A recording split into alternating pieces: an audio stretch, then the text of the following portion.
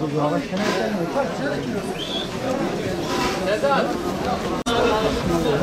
2,5 tanesi.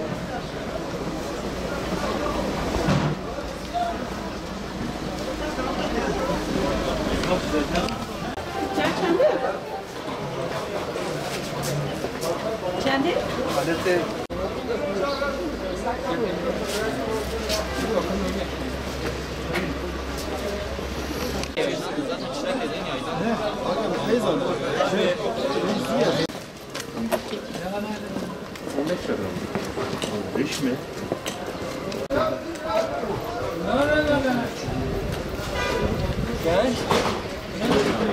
O 2,5 gramdı.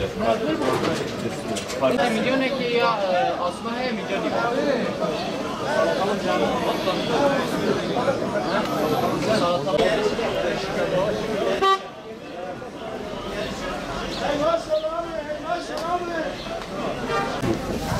Yemini kurdu hala ne yapıyor sonra?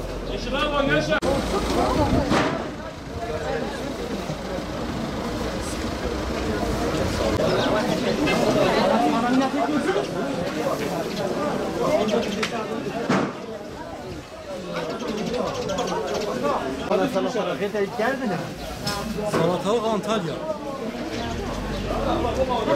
Yaşlıya. Koronanın etkisi çok oldu zaten. Bu etkiden dolayı da zaten kalabalık var ama hepsi kuru kalabalıktır.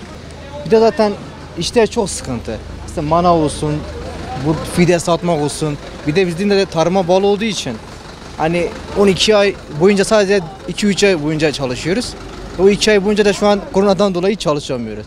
Hani boşuna gidiyor. 12 ayda 2 ay çalışıyoruz. Çünkü tohum sezonu 2 aydı zaten. O 2 ayda şu an mevsimimiz şu an geldi. Şu anda zaten iş yok. O tohumunu alsa köyde yetişse daha güzel olur. Burada satacağına, bu fideyi 1 liraya satacağına köyde gidip tohumundan deste en azından bir paket tohumundan şöyle bir paket tohumundan en az 200-300 tane tohum çıkar.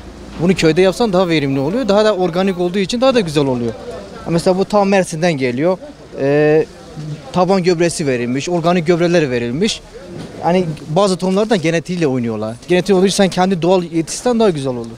Millet geliyor mesela bazı eldiven takmasan fide veremiyorsun ya da diyor ki belki elinde eldiven kirli olduğu için virüsten dolayı belki bunu satamıyorsun. Hani her şekilde engel oluyor.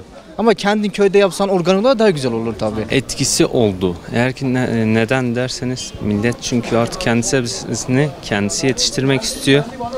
Yani bu yüzden dolayı dışarıdaki sebzelerden dolayı virüs tehlikesi işte başka nedenlerden dolayı millet artık kendisi yetiştirmek istiyor. Kendisi organik tarım istiyor. Yani artan ilaçlardan dolayı, hastalıklardan dolayı hani bu yüzden artık yani yavaş yavaş yön veriyorlar fidelere. Geçen senelere oranla satışlarımız yani %10'luk artışla gidiyor yani yükseleceğini tahmin ediyoruz. Hani inşallah yükselecek de yani fidelerimiz Antalya'dan gelme zaten. Kumluca bölgesine ait. Yani daha yerli fidelerimiz yok. Yerli fidelerimiz çıkınca onların da satışları oluyor. Organik tarım yani herkesin istediği bir şey.